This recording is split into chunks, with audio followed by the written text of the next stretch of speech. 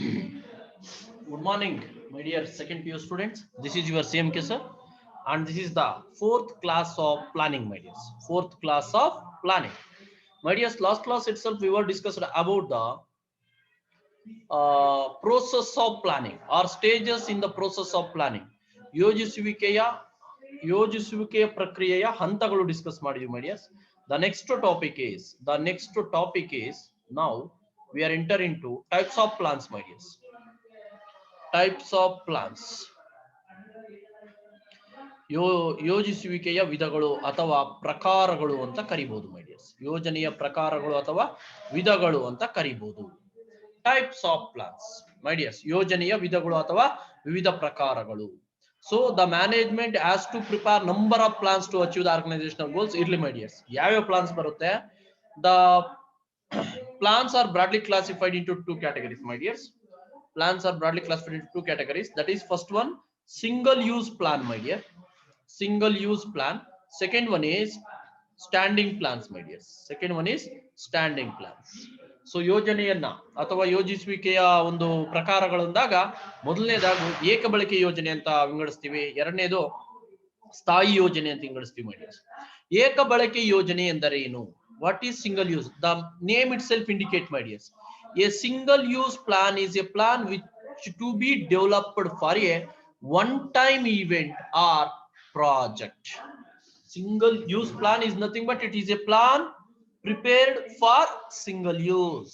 A plan prepared to usage of one time only. A single use plan is a plan which to be developed for a one-time event or one-time project. For example, budget, programs, etc. my dears. ಒಂದು ಬಾರಿ ಕೈಗೊಳ್ಳುವ ಚಟುವಟಿಕೆ ಅಥವಾ ಕಾರ್ಯ ಯೋಜನೆಗೆ ಅಭಿವೃದ್ಧಿಪಡಿಸಲಾದಂತಹ ಯೋಜನೆಗೆ ಏಕ ಬಳಕೆ ಯೋಜನೆ ಅಂದ್ರೆ ಒಮ್ಮೆ ಮಾತ್ರ ಬಳಕೆ ಮಾಡಿಕೊಳ್ಳುವ ಯೋಜನೆಗಳನ್ನ ಏಕ ಬಳಕೆ ಯೋಜನೆಗಳು ಅಂತ ಕರಿಬಹುದು. ಒಮ್ಮೆ ಮಾತ್ರ ಬಳಕೆ ಮಾಡುವಂತ ಯೋಜನೆಯನ್ನ ಏಕ ಬಳಕೆ ಯೋಜನೆ ಅಂತ ಕರಿತೀವಿ. ಅಂದ್ರೆ ಒಮ್ಮೆ ಮಾತ್ರ ಕೈಗೊಳ್ಳುವಂತಹ ಚಟುವಟಿಕೆ ಅಥವಾ ಕಾರ್ಯಗಳಿಗೆ ಅಥವಾ ಕಾರ್ಯ ಚಟುವಟಿಕೆಗಳಿಗೆ ಅಭಿವೃದ್ಧಿ ಪಡಿಸಲಾದಂತಹ ಯೋಜನೆಗೆ ಏಕ ಬಳಕೆ ಯೋಜನೆ ಅಂತ ಕರಿತೀವಿ. ಫಾರ್ ಎಕ್ಸಾಂಪಲ್, ಮುಂಗಡ ಪತ್ರ, ಕಾರ್ಯಕ್ರಮ ಇತ್ಯಾದಿ ಮಾಡಿ. ಎರಡನೇದು ಬಂದು ಸ್ಟ್ಯಾಂಡಿಂಗ್ ಪ್ಲಾನ್, ಸ್ಥಾಯಿ ಯೋಜನೆ. A standing plan is used for activities that occur regularly over a period of time. My dears, standing plans are the plans which are prepared to apply for regular activities which are conducted in the organization. They are continuous process of planning. Standing plans are those plans which are used for activities which are occurred in the organization regularly over a period of time. Common ಆಗಿ ಒಂದು organisation ಬರ್ತಕ್ಕಂಥ activities ಮೇಲೆ ನಾವು plants ಮಾಡ್ತಾ ಹೋದ್ರೆ ಅದನ್ನ ಸ್ಥಾಯಿ ಯೋಜನೆಗಳು ಅಂತ ಕರಿತೀವಿ. So the standing plans broadly classified into 8 categories, my dears. That is objectives, strategies, policies, procedures, methods, rules, programs and budgets, my dears.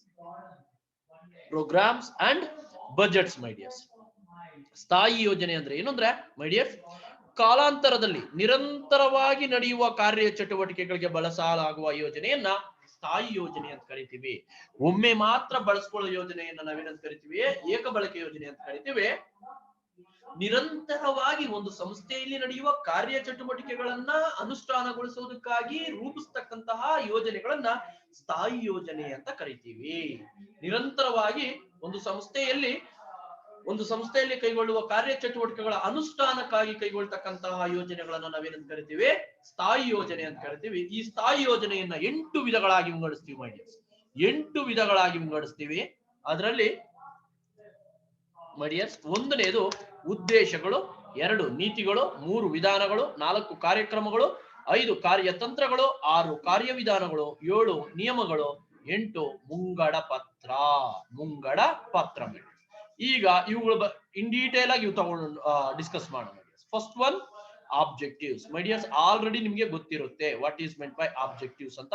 ನಿಮ್ಗೆ ಆಲ್ರೆಡಿ ಗೊತ್ತಿರುತ್ತೆ ಉದ್ದೇಶಗಳು. ಯಾಕೆಂದ್ರೆ ಆಲ್ರೆಡಿ ನಾವೀಗ ಇದನ್ನೆಲ್ಲ ಡಿಸ್ಕಸ್ ಮಾಡಿದ್ವಿ. Objectives are the goals. Of course, objectives are the goals which an organization want to achieve by its operations. Objectives are the end goals which are willing to achieve by the organization by operating its business activities. Objectives are set up by the top management. Of course, idu gottirode. Objectives are set up by top management, but they lay down guidelines for the activities and serves as a benchmark for measuring the performance of organization. Objectives we are taking into consideration as a measuring guidelines for organizational efficiency. My dear, objectives are the goals which are willing to achieve by the organization in the future by operating its operations or activities. So objectives are set up by the top level management persons and they are executed by the middle level and lower level management people. Of course, objectives also we are used for benchmark for measuring the performance of organization. For example, increasing monthly sales by 10% or earning 20% return on investment. Usually objectives are put in the form of written statements of the desired results to be achieved in a given period of time. When we want to increase the sales, of course, when sales or profit margin, we are interested to increase the sales margin or profit margin, we should be in the writing documents, my dears. No need of example, but objectives are the goals, my dears, which are willing to achieve by the organization in the future by the way of operating the business activities or organizational activities. They are set up by the top level management and execute by the middle level and lower level management. ಉದ್ದೇಶಗಳು ಅಂದ್ರೆ ಏನು? ಉದ್ದೇಶಗಳು ಸಂಸ್ಥೆಯ ಅಂತಿಮ ಗುರಿಗಳಾಗಿರುತ್ತವೆ. ಒಂದು ಸಂಸ್ಥೆ ಭವಿಷ್ಯತ್ತಿನಲ್ಲಿ ಸಾಧಿಸಬಹುದಾದಂತಹ ಅಂತಿಮ ಗುರಿಗಳನ್ನ ಉದ್ದೇಶಗಳು ಎಂದು ಕರೆಯುತ್ತಾರೆ. ಇದಕ್ಕಿಂತ ಎಕ್ಸ್ಪ್ಲನೇಷನ್ ಬೇಡ ನಮಗೆ. ಒಂದು ಸಂಸ್ಥೆ ಭವಿಷ್ಯತ್ತಿನಲ್ಲಿ ಸಾಧಿಸಬೇಕಾದಂತಹ ಅಂತಿಮ ಗುರಿಗಳನ್ನ ಉದ್ದೇಶಗಳು ಅಂತ ಕರಿತೀವಿ. ಒಂದು ಸಂಸ್ಥೆಯ ಕಾರ್ಯಚಟುವಟಿಕೆಗಳನ್ನು ನಿರ್ವಹಿಸುವುದರ ಮೂಲಕ ಗುರಿಗಳನ್ನ ಸಾಧಿಸಬೇಕಾಗಿರುತ್ತೆ ಮತ್ತು ಉದ್ದೇಶಗಳನ್ನ ಸಂಸ್ಥೆಯ ಮೇಲ್ಹಂತದ ಅಥವಾ ಮೇಲ್ಮಟ್ಟದ ನಿರ್ವಹಣಾಂಗವು ನಿರ್ಧರಿಸುತ್ತದೆ. ಉದ್ದೇಶಗಳು ಸಂಸ್ಥೆಗಳಾಗಿರ್ತಾರೆ. Wait a minute, my dears, wait a minute.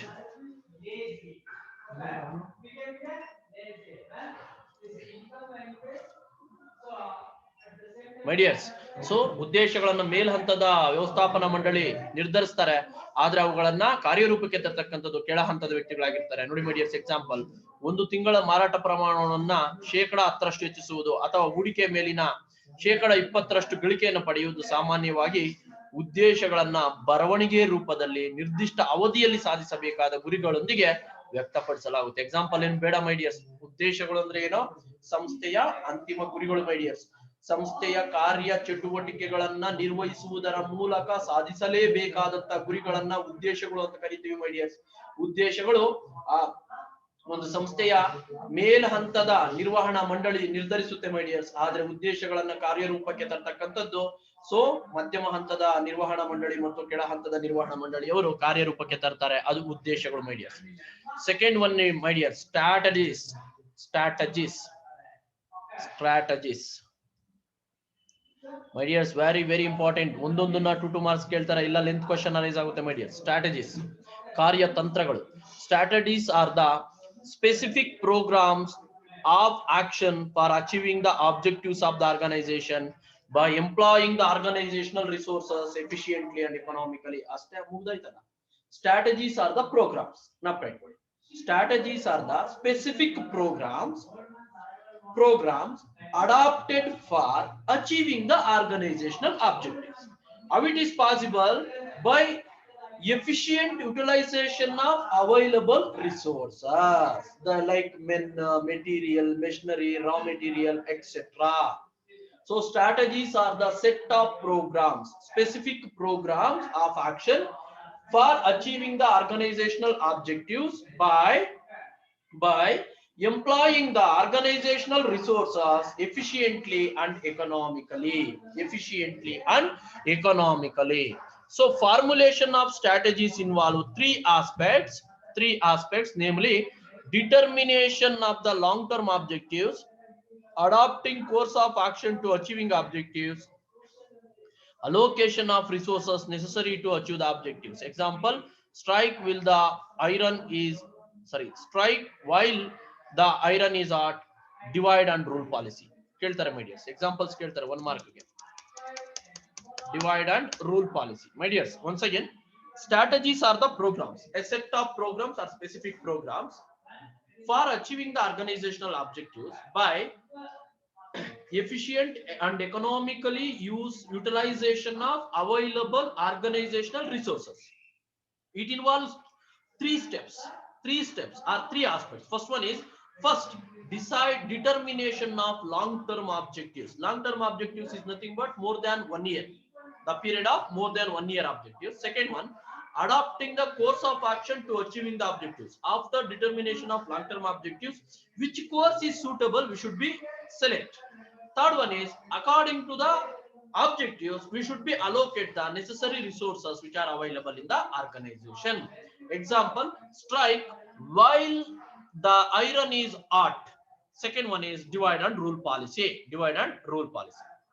ಕಾರ್ಯತಂತ್ರಗಳು ಮೈಡಿಯರ್ಸ್, ಕಾರ್ಯತಂತ್ರಗಳು ನೋಡಿ ಮೈಡಿಯರ್ಸ್. ಕಾರ್ಯತಂತ್ರಗಳು ಸಂಸ್ಥೆಯ ಸಂಪನ್ಮೂಲಗಳನ್ನ ದಕ್ಷತೆಯಿಂದ ಮತ್ತು ಮಿತ ವ್ಯಯಕಾರಿಯಾಗಿ ವಿನಿಯೋಗಿಸಿ ಸಂಸ್ಥೆಯ ಉದ್ದೇಶಗಳನ್ನ ಸಾಧಿಸುವುದಕ್ಕೆ ಸಂಬಂಧಿಸಿದ ನಿರ್ದಿಷ್ಟ ಕಾರ್ಯಕ್ರಮಗಳಾಗಿವೆ. ಇದು ಮೀನಿಂಗ್ ಮೈಡಿಯರ್ಸ್. ಹಾಗಾದ್ರೆ ಕಾರ್ಯತಂತ್ರಗಳು ಅಂದ್ರೆ ಏನೋ, ಕಾರ್ಯಕ್ರಮಗಳು. ಯಾವುದಕ್ಕೆ ಈ ಕಾರ್ಯಕ್ರಮಗಳು? ಒಂದು ಸಂಸ್ಥೆಯಲ್ಲಿ ಲಭ್ಯವಿರ್ತಕ್ಕಂತ ಸಂಪನ್ಮೂಲಗಳನ್ನ ದಕ್ಷತೆಯಿಂದ ಮತ್ತು ಅತಿ ವ್ಯಯವಾಗದಂತೆ ಮಿತ ವ್ಯಯಕಾರಿಯಾಗಿ ಬಳಸಿ ಸಂಸ್ಥೆಯ ಉದ್ದೇಶಗಳನ್ನ ಈಡೇರಿಸಿಕೊಳ್ತಕ್ಕಂತ ಒಂದು ವ್ಯವಸ್ಥೆಯನ್ನ ಕಾರ್ಯತಂತ್ರಗಳು ಅಂತ ಕರಿತೀವಿ. ಕಾರ್ಯತಂತ್ರಗಳು, ಕಾರ್ಯಕ್ರಮಗಳು. ಈ ಕಾರ್ಯಕ್ರಮಗಳು ಯಾವುದಕ್ಕೆ ಸಂಬಂಧಪಟ್ಟಿದೆ? ಆ ಒಂದು ಸಂಸ್ಥೆಯಲ್ಲಿ ಲಭ್ಯವಿರುವ ಸಂಪನ್ಮೂಲಗಳು, ಮಾನವ ಸಂಪನ್ಮೂಲ ಆಗಿರ್ಬೋದು, ಯಂತ್ರೋಪಕರಣಗಳಾಗಿರ್ಬೋದು, ಹಣಕಾಸು ಸಂಪನ್ಮೂಲಗಳಾಗಿರ್ಬೋದು, ಕಚ್ಚಾ ವಸ್ತುಗಳಾಗಿರ್ಬೋದು, ಆ ಎಲ್ಲಾ ಸಂಪನ್ಮೂಲಗಳನ್ನ ದಕ್ಷತೆಯಿಂದ ಮತ್ತು ಮಿತ ವ್ಯಯಕಾರಿಯಾಗಿ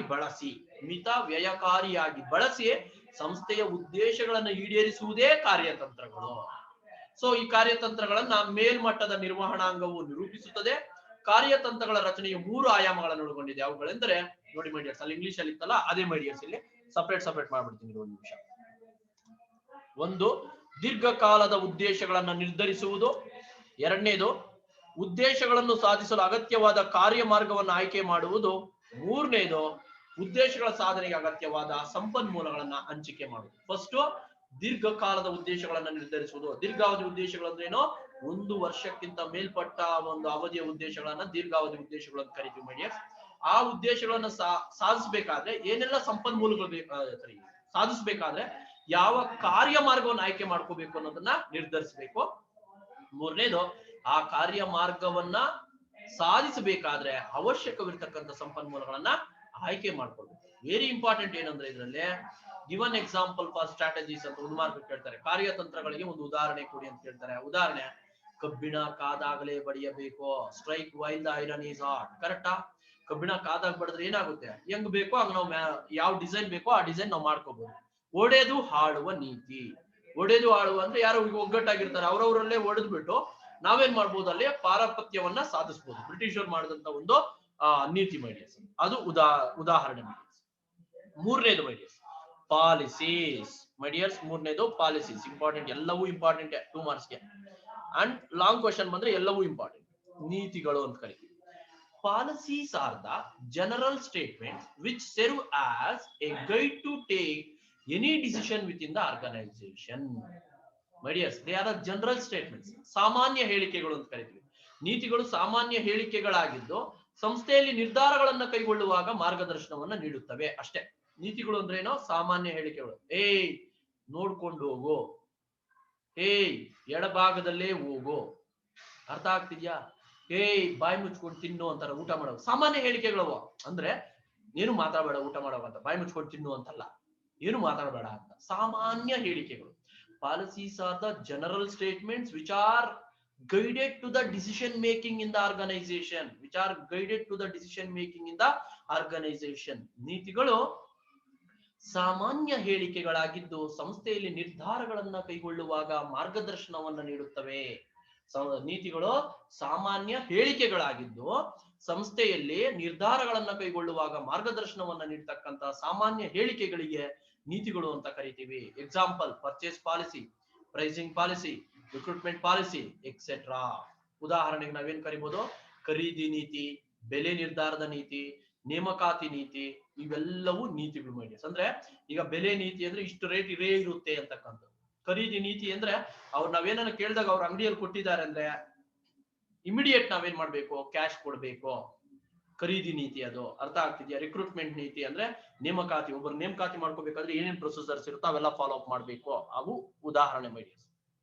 once again, policies are the general statements. Policies are the general statements which serve as a guide to take any decision within the organization.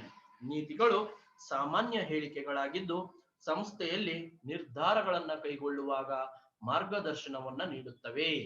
ಉದಾಹರಣೆ ಖರೀದಿ ನೀತಿ, ಬೆಲೆ ನಿರ್ಧಾರ ನೀತಿ, ನೇಮಕಾತಿ ನೀತಿ. ಅರ್ಥ ಆಗ್ತಿದ್ಯಾ? ನೆಕ್ಸ್ಟ್ ಪಾಯಿಂಟ್ ಮೈ ಡಿಯರ್ಸ್, ಫೋರ್ತ್ ಒನ್, ಪ್ರೊಸೀಜರ್ಸ್ ಮೈ ಡಿಯರ್ಸ್. ಪ್ರೊಸೀಜರ್ಸ್ ಮೈ ಡಿಯರ್ಸ್, ಕಾರ್ಯ ವಿಧಾನಗಳು. ಸಿಮಿಲರ್ ಇದೆ ಅಂತ ಹೇಳ್ಬಿಟ್ಟು ಇದು ಮಾಡ್ಕೊಬಿಟ್ಟಿರಾ, ಎಲ್ಲ ಒಂದೇ ತರ ಇರುತ್ತೆ ಬಟ್ ಬೇರೆ ಬೇರೆ ತರ ಇರೋ ಮೀನಿಂಗ್ ಬೇರೆ ಬೇರೆ ಇರುತ್ತೆ. Procedures, procedures are the plans prescribing the exact time sequence of the work to be done. My dears, procedures means they are the prescribed plans, predetermined plans, the plans exact time sequence of the work to be done, exact time sequence of work to be done. ನೋಡಿ ಕನ್ನಡದಲ್ಲಿ ಹೇಳ್ಬಿಡ್ತೀನಿ, ಅರ್ಥ ಚೆನ್ನಾಗಾಗುತ್ತೆ. ಕಾರ್ಯವಿಧಾನಗಳು ಯೋಜನೆಗಳಾಗಿದ್ದು, ನೋಡಿ ಮಾಡಿ, ಕಾರ್ಯವಿಧಾನಗಳು ಯೋಜನೆಗಳಾಗಿದ್ದು ಯಾವುದೇ ಕೆಲಸವನ್ನ ನಿರ್ವಹಿಸಲು ಸ್ಪಷ್ಟವಾದ ಕಾಲಾನುಕ್ರಮವನ್ನ ವಿಧಿಸುತ್ತವೆ. ಕಾಲಾನುಕ್ರಮವನ್ನ, ಇದಾದ್ಮೇಲೆ ಇದನ್ನ ಮಾಡ್ಬೇಕು, ಇದಾದ್ಮೇಲೆ ಇದನ್ನ ಮಾಡ್ಬೇಕು ಅಷ್ಟೇ my dears. Predetermined my dears. Prescribed ಅಂದ್ರೆ ಇದೇ ತರ ಫಾರ್ಮೆಟ್ ಅಂತ my dears. Procedures are the plans prescribed the exact time sequence, ಯಾವ್ದಾದ್ಮೇಲೆ ಯಾವ್ದು ಅಂತ. ಫಾರ್ ಎಕ್ಸಾಂಪಲ್, ಮಾರ್ನಿಂಗ್ ಎದ್ದು ಫಸ್ಟ್ ಏನ್ ಮಾಡ್ತೀರಾ, ಬ್ರಷ್ ಮಾಡ್ಕೋತೀರಾ ಮೈ ಡಿಯರ್ಸ್, ಟಿಫನ್ ಮಾಡ್ತೀರಾ ಮೈ ಡಿಯರ್ಸ್, ಕಾಲೇಜಿಗೆ ಬರ್ತೀರಾ my dears. This is the time sequence. ಇಲ್ಲ ಕಾಲೇಜಿಗೆ ಬಂದು ಇಲ್ಲಿ ಬ್ರಷ್ ಮಾಡಲ್ಲ, ಇಲ್ಲ ಕ್ಲಾಸ್ ಮಾಡ್ಬೇಕಾದ್ರೆ ಟಿಫನ್ ಮಾಡಲ್ಲ, ಇಲ್ಲ ಕ್ಲಾಸ್ ಮಾಡ್ಬೇಕಾದ್ರೆ ನಿದ್ದೆ ಮಾಡಲ್ಲ, right? Time sequence my dears. Procedures are the plans prescribed the extent of time sequence of the work to be done. ಒಂದು ಸಂಸ್ಥೆಯಲ್ಲಿ ನಿರ್ದಿಷ್ಟ ಕಾರ್ಯ ಚಟುವಟಿಕೆಗಳನ್ನ ನಿರ್ವಹಿಸಲು ನಿರ್ದಿಷ್ಟವಾದಂತಹ ಸ್ಪಷ್ಟವಾದಂತಹ ಕಾಲಾನುಕ್ರಮವನ್ನ ವಿಧಿಸುತ್ತವೆ. ಅಂದ್ರೆ ಇದಾದ ಮೇಲೆ ಇದು ಮಹಾತ್ಮ ಗಾಂಧೀಜಿಯವರ ಜನನ, ಸ್ವಾತಂತ್ರ್ಯ, ಆಮೇಲೆ ಸಂವಿಧಾನ ಜಾರಿಗೆ ಬಂದಂತ ವರ್ಷ, ಮಹಾತ್ಮ ಗಾಂಧೀಜಿಯವರ ಮರಣ, ಲಾಲ್ ಬಹದ್ದೂರ್ ಶಾಸ್ತ್ರಿ ಪ್ರೈಮ್ ಮಿನಿಸ್ಟರ್ ಆಗಿದ್ದು, ಹಿಂಗ್ ಬರೆದು ಕಾಲಾನುಕ್ರಮದಲ್ಲಿ ಬರೀರಿ ಅಂದ್ರೆ ಫಸ್ಟ್ ಮಹಾತ್ಮ ಗಾಂಧೀಜಿಯವರ ಜನನ, ಅದಾದ್ಮೇಲೆ ಸ್ವತಂತ್ರ ಪಡೆದಂತದ್ದು, ಅದಾದ್ಮೇಲೆ ಸಂವಿಧಾನ ಜಾರಿಗೆ ಬಂದಂತದ್ದು, ಅದಾದ್ಮೇಲೆ ನಮ್ಮ ಲಾಲ್ ಬಹದ್ದೂರ್ ಶಾಸ್ತ್ರಿ ಅವರು ಪ್ರಧಾನಿ ಆಗ, ಹಿಂಗೆ ಕಾಲಾನುಕ್ರಮದಲ್ಲಿ ಬರೀರಿ ಅಂತ ಹಿಸ್ಟ್ರಿಯಲ್ಲಿ ಬರ್ತಾ ಇರುತ್ತೆ ಮೈ ಡಿಯರ್ಸ್. ಅಂದ್ರೆ ಒಂದು ಸಂಸ್ಥೆಯ ಕಾರ್ಯ ಚಟುವಟಿಕೆಗಳನ್ನ ನಿರ್ವಹಿಸಲು ಸ್ಪಷ್ಟವಾದ ಕಾಲಾನುಕ್ರಮವನ್ನು ವಿಧಿಸುವುದೇ ಕಾರ್ಯವಿಧಾನ. ಕಾರ್ಯವಿಧಾನಗಳನ್ನ ಪುನರಾವರ್ತನೆಗೊಳ್ಳುವ ಕಾರ್ಯಗಳಿಗೆ ಬಳಸಬಹುದು. ಉದಾಹರಣೆ, ಒಂದು ಕಾಲೇಜಿನಲ್ಲಿ ವಿದ್ಯಾರ್ಥಿಗಳನ್ನ ದಾಖಲಾತಿ ಮಾಡಿಕೊಳ್ಳುವ ಕಾರ್ಯವಿಧಾನ ಅಂದ್ರೆ ಪುನರಾವರ್ತನೆ, ಅಂದ್ರೆ ಮತ್ತೆ ಮತ್ತೆ ಅದೇ ರೂಟ್ ನ ಫಾಲೋ ಮಾಡಬಹುದು my dears. Procedures are the guidelines to be action for the usually intended to the works which are repetitive in nature. For example, procedure for the admission of students in a college, procedure for the execution of the customer's order of supply of goods. ಒಂದು example ಇಲ್ಲಿ miss ಆಗಿದೆ ಮೈ dears, ಒಂದು line space ಕೊಟ್ಟಿರಿ notes ಬರಿಬೇಕಾದ್ರೆ, very important. ನಾನು ಕನ್ನಡದಲ್ಲಿ ಮತ್ತೆ ಹೇಳ್ತೀನಿ, ಸರಿನಾ? ದಟ್ ಈಸ್ ಕಾರ್ಯವಿಧಾನಗಳು ಮೈ ಡಿಯರ್ಸ್. ಕಾರ್ಯವಿಧಾನಗಳು ಅಂದ್ರೇನು? ಇವು ಸಹ ಯೋಜನೆಗಳೇ. ಅಂದ್ರೆ ನಿರ್ದಿಷ್ಟವಾದಂತ ಕಾರ್ಯ ಚಟುವಟಿಕೆಗಳನ್ನು ಒಂದು ಸಂಸ್ಥೆಯಲ್ಲಿ ನಿರ್ವಹಿಸಲು ಸ್ಪಷ್ಟವಾದಂತ ಕಾಲಾನುಕ್ರಮವನ್ನ ವಿಧಿಸುತ್ತವೆ. ಇದಾದ್ಮೇಲೆನೆ ಇದು ಮಾಡ್ಬೇಕು. ಈಗ ಫಾರ್ ಎಕ್ಸಾಂಪಲ್ ಸೆಕೆ ಆಗ್ತಿದೆ, ಏನ್ ಮಾಡ್ಬೇಕು? ಸೆಕೆ ಆಗ್ತಿದೆ ಅಂದ್ರೆ ಫಸ್ಟ್ ಹೋಗಿ ಸ್ವಿಚ್ ಆನ್ ಮಾಡ್ಬೇಕು. ಸ್ವಿಚ್ ಆನ್ ಮಾಡಿದ್ರೆ ಫ್ಯಾನ್ ಆನ್ ಆಗುತ್ತೆ. ಕಾಲಾನುಕ್ರಮ, ಎದ್ದು ಹೋಗ್ಬೇಕು, ಸ್ವಿಚ್ ಆನ್ ಮಾಡ್ಬೇಕು, ಸ್ವಿಚ್ ಆನ್ ಮಾಡಿದ ತಕ್ಷಣ ಫ್ಯಾನ್ ಆನ್ ಆಗುತ್ತೆ. ಇದು ಕಾಲಾನುಕ್ರಮ. ಅಂದ್ರೆ ಪ್ರತಿಯೊಂದು ಕಾರ್ಯ ಚಟುವಟಿಕೆಗಳಿಗೂ ಸಹ ಒಂದು ಸ್ಪಷ್ಟವಾದಂತ ಕಾಲಾನುಕ್ರಮವನ್ನು ವಿಧಿಸುವುದೇ ಕಾರ್ಯವಿಧಾನಗಳು. ನೆಕ್ಸ್ಟ್ ಮೈ ಡಿಯರ್ಸ್, ವಿಧಾನಗಳು, ಮೆಥಡ್ಸ್. ಮೆಥಡ್ ಸಿಮಿಲರ್ ಇರುತ್ತೆ, ದಯವಿಟ್ಟು ಕನ್ಫ್ಯೂಸ್ ಆಗಬೇಡಿ, ಸಿಮಿಲರ್ ಇರುತ್ತೆ. What is meant by methods? The prescribed way or the manner of doing each planned task for accomplish the objectives known as methods. Methods are the ways, my dear. Simple ಆಗಿ, ಇನ್ನೂ simple ಆಗಿ ಹೇಳೋದಾದ್ರೆ, methods are the exact ways to accomplish the particular task of work to achieving the organizational objectives. So there are so many alternative methods available in the organization to accomplish the particular task of work. ಒಂದು ನಿರ್ದಿಷ್ಟ ಕಾರ್ಯವನ್ನು ನಿರ್ವಹಿಸೋದಕ್ಕೆ ಹಲವಾರು ನಮಗೆ ಪರ್ಯಾಯ ಮಾರ್ಗಗಳು ಇರುತ್ತೆ. ಆದರೆ ಸಂಸ್ಥೆಯ ಉದ್ದೇಶಗಳನ್ನು ಸಾಧಿಸಲು ಅಗತ್ಯವಾದ ಪ್ರತಿಯೊಂದು ಕಾರ್ಯವನ್ನು ನಿರ್ವಹಿಸಲು ನಿಗದಿಪಡಿಸಿದ ಪದ್ಧತಿ ಅಥವಾ ಮಾರ್ಗವನ್ನ ವಿಧಾನ ಅಂತ ಕರೀತೀವಿ. ಇದೇ ಮಾರ್ಗದಲ್ಲಿ ನೀವೇನ್ ಮಾಡ್ಬೇಕು, ಆ ಕೆಲಸವನ್ನ ಮಾಡಬೇಕು ಅಂತಕ್ಕಂಥದ್ದು. This is the way, the right way for complete the particular task of activities to accomplish the organizational objectives. That way we are treated as, that ways we are treated as methods. Methods are the ways, or methods are the manners of doing each planned task for accomplish the organizational objectives. ಸಂಸ್ಥೆಯ ಉದ್ದೇಶಗಳನ್ನ ಈಡೇರಿಸಲು ಒಂದು ನಿರ್ದಿಷ್ಟ ಕಾರ್ಯಚಟುವಟಿಕೆಗಳನ್ನ ಒಂದು ನಿರ್ದಿಷ್ಟ ಮಾರ್ಗದಲ್ಲಿ ಅಥವಾ ನಿರ್ದಿಷ್ಟ ಪದ್ಧತಿಯಲ್ಲಿ ನಾವು ಕಾರ್ಯನಿರ್ವಹಿಸೋದನ್ನ ನಾವು ವಿಧಾನಗಳು ಅಂತ ಕರೀಬಹುದು. ಮೈ ಡಿಯರ್ಸ್, ಎಕ್ಸಾಂಪಲ್ ಏನ್ ಕರಿತೀವಿ? Training employees under the job training method. Training employees on the job training method. ತರಬೇತಿ ಕಾರ್ಮಿಕರಿಗೆ ತರಬೇತಿಯನ್ನ ಅವರು ಕಾರ್ಯನಿರ್ವಹಿಸತಕ್ಕಂತ ವಿಧಾನದಲ್ಲೇ ನೀಡ್ತಕ್ಕಂಥದ್ದು. Remunerating sales personnel under commission method. ದಲ್ಲಾಳಿಗಳಿಗೆ ದಲ್ಲಾಳಿ ವಿಧಾನದಲ್ಲಿ ಅವರಿಗೆ ಸಂಭಾವನೆಯನ್ನ ನೀಡ್ತಕ್ಕಂಥದ್ದು. ಕಾರ್ಮಿಕರನ್ನ ಅವರು ಕಾರ್ಯನಿರ್ವಹಿಸತಕ್ಕಂತ ಕಾರ್ಯನಿರತ ತರಬೇತಿ ವಿಧಾನದಲ್ಲಿ ತರಬೇತಿಗೊಳಿಸುವುದು ಒಂದು.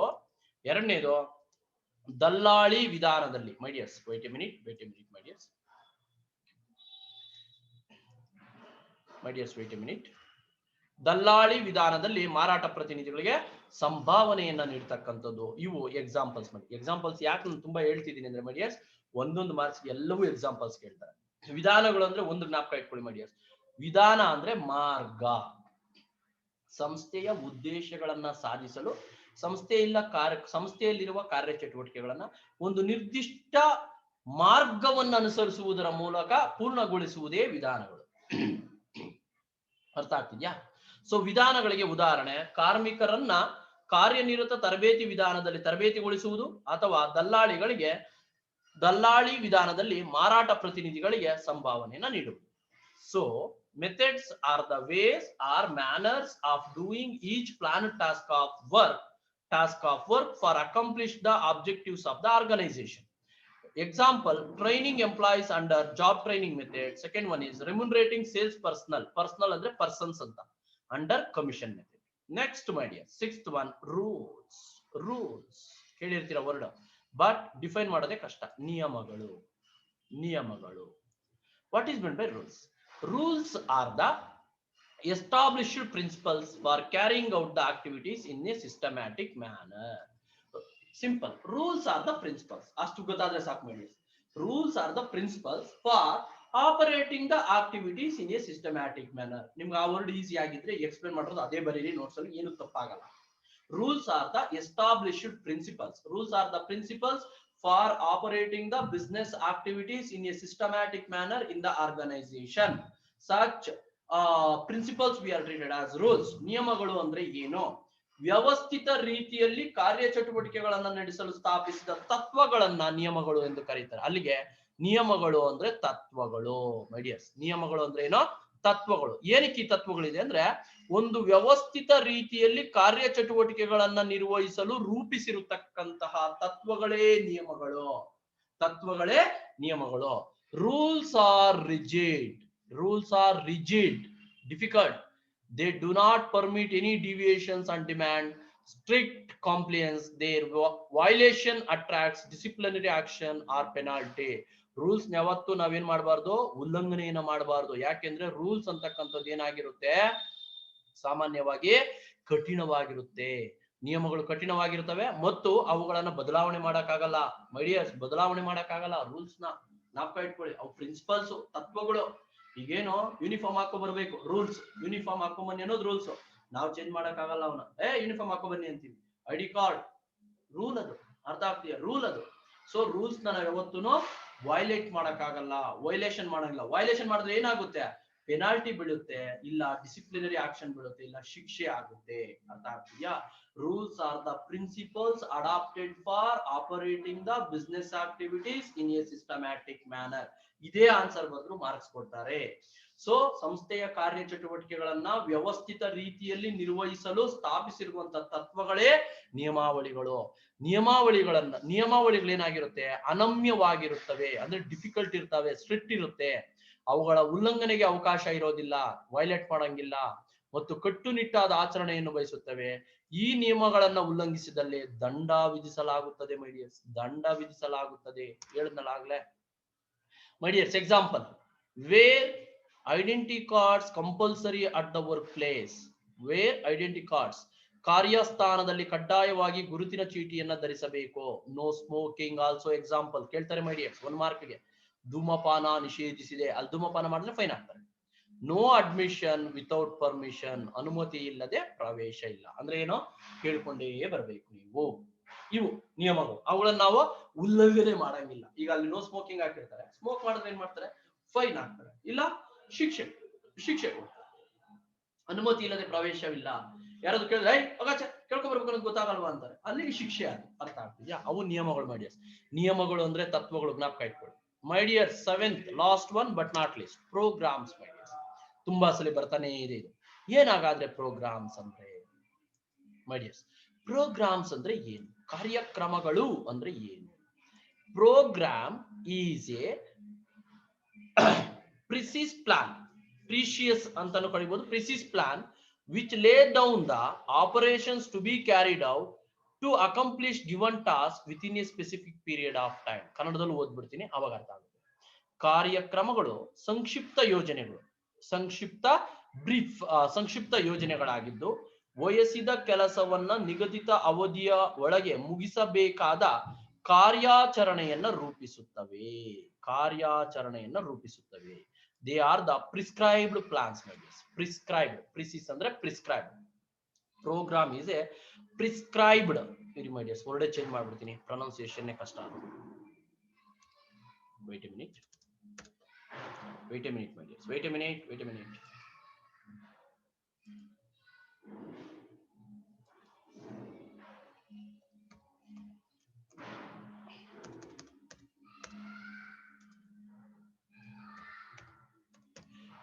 Program is a prescribed plan which laid down the operations to be carried out to accomplish the given task within the specific period of time. So ಕಾರ್ಯಕ್ರಮಗಳು ಸಂಕ್ಷಿಪ್ತ ಯೋಜನೆಗಳು. They are the prescribed plans. ವಹಿಸಿದ ಕೆಲಸವನ್ನ ನಿಗದಿತ ಅವಧಿಯೊಳಗೆ ಮುಗಿಸುವುದಕ್ಕೆ ಬೇಕಾದ ಕಾರ್ಯಾಚರಣೆಯನ್ನ ರೂಪಿಸುತ್ತದೆ. It laid down the operations to be carried out to accomplish the given task within the specific period of time. Examples, my dears. Examples: program for production of 10,000 tons of products in the month of November. In the month of November 2020. November 2020. My dears. 2019 ಇಸ್ವಿಯಲ್ಲಿ my dears. 2019 ಇಸ್ವಿಯಲ್ಲಿ example ನೋಡಿ. 2020 ಹಾಕೊಳ್ಳಿ my dears. 2020 ಹಾಕೊಳ್ಳಿ, problem ಇಲ್ಲ. 2020 November ತಿಂಗಳಲ್ಲಿ 10,000 ton ಉತ್ಪನ್ನಗಳನ್ನು ಉತ್ಪಾದಿಸಲು ನಿಗದಿಪಡಿಸಿಕೊಂಡ ಕಾರ್ಯಕ್ರಮ. ಅರ್ಥ ಆಗ್ತಿದ್ಯಾ? Programme for production of 2000 cars in the month of December 2010. 10 ಮಾಡ್ತೀನಿ ಮೈ ಡಿಯರ್ಸ್. ಡಿಸೆಂಬರ್ 2020.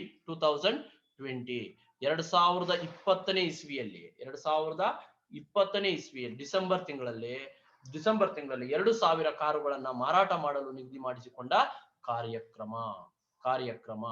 ಅರ್ಥ ಆಗ್ತಿದೆ? ಉತ್ಪಾದಿಸಲು ಮೈ ಡಿಯರ್ಸ್, ಮಾರಾಟ ಮಾಡಲು ಅಲ್ಲ, ಉತ್ಪಾದಿಸಲು. Wait minute my dears, notes ಬರೆಯುವಾಗ ನೋಡ್ಕೋಬೇಕಿದು. ನೋಟ್ಸ್ ಬರೆಯುವಾಗ ನೋಡ್ಕೋಬೇಕು, ನೋಟ್ಸ್ ಅಲ್ಲಿ ಹಾಗೆ ಇರುತ್ತೆ, ಕನ್ನಡ ಆಗಿರೋದ್ರಿಂದ ಹಾಗೆ ಇರುತ್ತೆ ಮೈ dears. once again, programs are the prescribed plan which laid down the operations carried out to accomplish the given task within the specific period of time. ಕಾರ್ಯಕ್ರಮಗಳು ಸಂಕ್ಷಿಪ್ತ ಯೋಜನೆಗಳಾಗಿದ್ದು ವಹಿಸಿದ ಕೆಲಸವನ್ನ ನಿಗದಿತ ಅವಧಿಯೊಳಗೆ ಮುಗಿಸುವುದಕ್ಕೆ ಬೇಕಾದ ಕಾರ್ಯಾಚರಣೆಯನ್ನ ರೂಪಿಸುತ್ತವೆ. ಇವುಗಳನ್ನ ಪುನರಾವರ್ತನೆಯಾಗದ ಕಾರ್ಯಕ್ರಮಗಳಿಗೆ ರೂಪಿಸಲಾಗುತ್ತದೆ.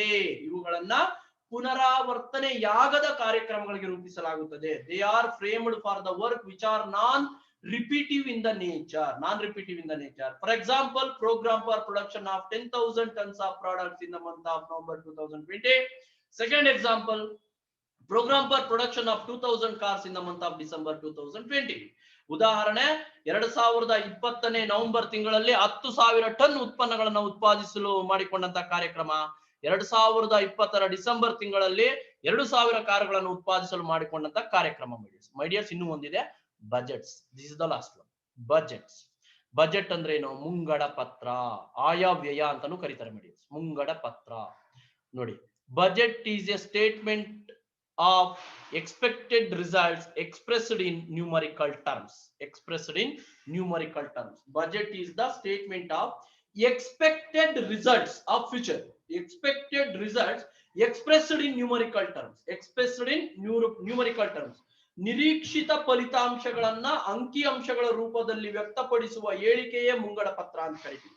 ನಿರೀಕ್ಷಿತ ಫಲಿತಾಂಶಗಳನ್ನ ಅಂಕಿ ಅಂಶಗಳ ರೂಪದಲ್ಲಿ ವ್ಯಕ್ತಪಡಿಸುವ ಹೇಳಿಕೆಯೇ ಮುಂಗಡ ಪತ್ರ ಅಂತ ಕರೀತೀವಿ ಮೈ ಡಿಯರ್ಸ್.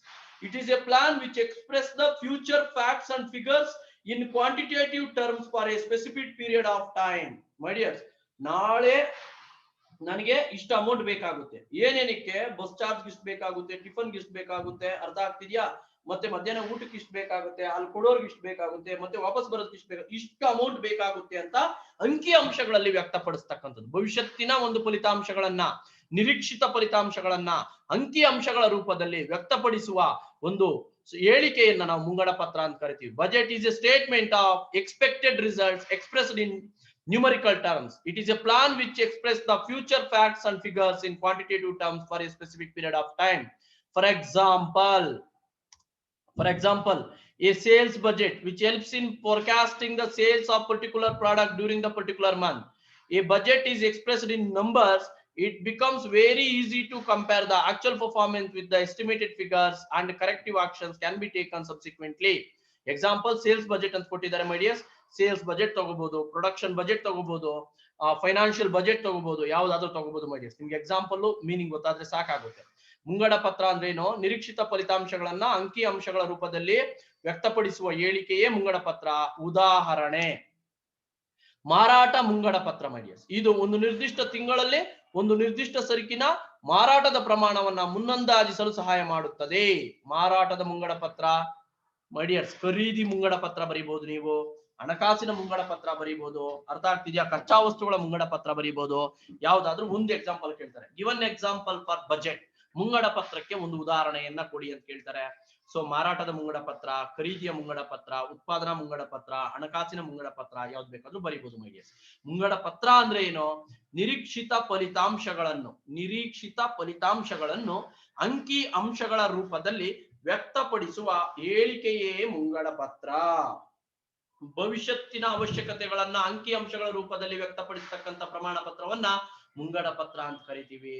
ಉದಾಹರಣೆ, ಮಾರಾಟದ ಮುಂಗಡ ಪತ್ರ, ಲಾಭದ ಮುಂಗಡ ಪತ್ರ, ಹಣಕಾಸಿನ ಮುಂಗಡ ಪತ್ರ, ಖರೀದಿಯ ಮುಂಗಡ ಪತ್ರ, ಉತ್ಪಾದನಾ ಮುಂಗಡ ಪತ್ರ, ಯಾವ ಬೇಕಾದ್ರೂ ಬರೀಬಹುದು ಮೈ ಡಿಯರ್ಸ್.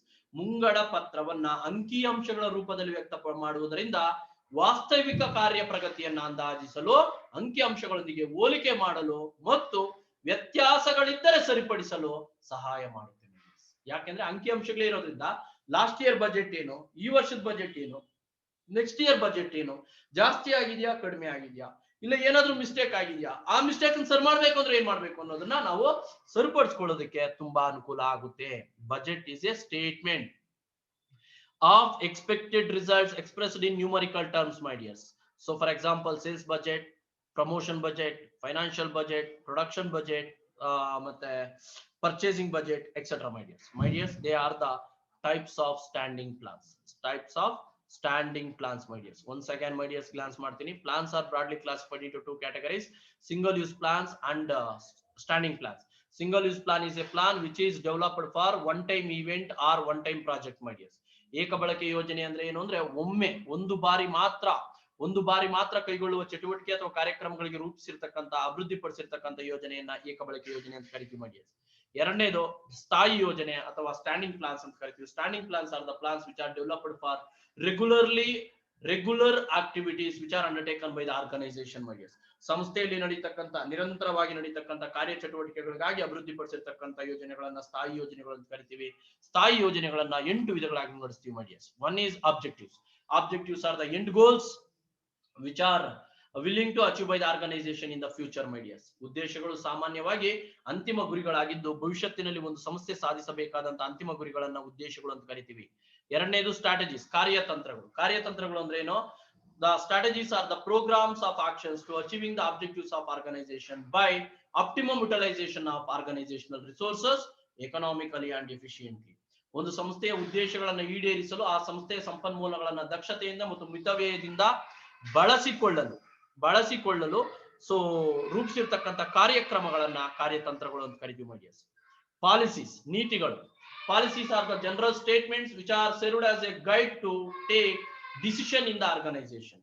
ನೀತಿಗಳು ಸಾಮಾನ್ಯ ಹೇಳಿಕೆಗಳಾಗಿದ್ದು ಸಂಸ್ಥೆಯಲ್ಲಿ ನಿರ್ಧಾರಗಳನ್ನ ಕೈಗೊಳ್ಳುವಾಗ ಮಾರ್ಗದರ್ಶನವನ್ನ ನೀಡುತ್ತವೆ ಮಾಡಿ. Procedures are the plans prescribing the exact time sequence of the work to be done. ಒಂದು ನಿರ್ದಿಷ್ಟ ಕಾರ್ಯವಿಧಾನಗಳು ಯೋಜನೆಗಳಾಗಿದ್ದು ಯಾವುದೇ ಕೆಲಸವನ್ನ ನಿರ್ವಹಿಸಲು ಸ್ಪಷ್ಟವಾದ ಕಾಲಾನುಕ್ರಮವನ್ನ ವಿಧಿಸುತ್ತವೆ. Methods my dear. ವಿಧಾನಗಳು. Methods are the prescribed way or manner doing each planned task for accomplish the objectives is known as methods. ವಿಧಾನಗಳು ಸಂಸ್ಥೆಯ ಉದ್ದೇಶಗಳನ್ನ ಸಾಧಿಸಲು ಅಗತ್ಯವಾದ ಪ್ರತಿಯೊಂದು ಯೋಜಿತ ಕಾರ್ಯವನ್ನ ನಿರ್ವಹಿಸಲು ನಿಗದಿಪಡಿಸಿದ ಪದ್ಧತಿ ಅಥವಾ ಮಾರ್ಗವನ್ನ ವಿಧಾನ ಅಂತ ಕರೀತಾರೆ ಮೈಡಿಯರ್ಸ್. ಅದಾದ್ಮೇಲೆ rules my dears. Rules are the principles my dears. Rules are the established principles for carrying out the activities in a systematic manner. ವ್ಯವಸ್ಥಿತ ರೀತಿಯಲ್ಲಿ ಕಾರ್ಯಚಟುವಟಿಕೆಗಳನ್ನ ನಡೆಸಲು ಸ್ಥಾಪಿಸಿದ ತತ್ವಗಳನ್ನ ನಿಯಮಗಳು ಅಂತ ಕರೀತಾರೆ ಮೈಡಿಯರ್ಸ್. ಅದಾದ್ಮೇಲೆ ನಿಮ್ಗೆ ಪ್ರೋಗ್ರಾಮ್ಸ್ ಮಾಡಿ. Programme is a prescribed plan which laid down the operations to be carried out to accomplish given task within the specific period of time. ಕಾರ್ಯಕ್ರಮಗಳು ಸಂಕ್ಷಿಪ್ತ ಯೋಜನೆಗಳಾಗಿದ್ದು ವಹಿಸಿದ ಕೆಲಸವನ್ನ ನಿಗದಿತ ಅವಧಿಯೊಳಗೆ ಮುಗಿಸುವುದಕ್ಕೆ ಬೇಕಾದ ಕಾರ್ಯಾಚರಣೆಯನ್ನ ರೂಪಿಸುತ್ತವೆ ಮೈಡಿಯರ್ಸ್. ಅದಾದ್ಮೇಲೆ budget my dears. Budget is a statement of expected results expressed in numerical terms. ಮುಂಗಡ ಪತ್ರ ಅಂದ್ರೆ ನಿರೀಕ್ಷಿತ ಫಲಿತಾಂಶಗಳನ್ನ ಅಂಕಿ ಅಂಶಗಳ ರೂಪದಲ್ಲಿ ವ್ಯಕ್ತಪಡಿಸುವ ಹೇಳಿಕೆಯನ್ನ ಮುಂಗಡ ಪತ್ರ ಅಂತ ಕರಿತೀವಿ my dears. So that's it your planning chapter my dears. that's it your planning chapter my dears. Planning chapter ಮುಗಿದಿದೆ. ನೋಟ್ಸ್ ಕಳಿಸ್ತೀನಿ, ಬರೆದು ಬಿಡಿ. until take care, bye bye. This is your CMK sir.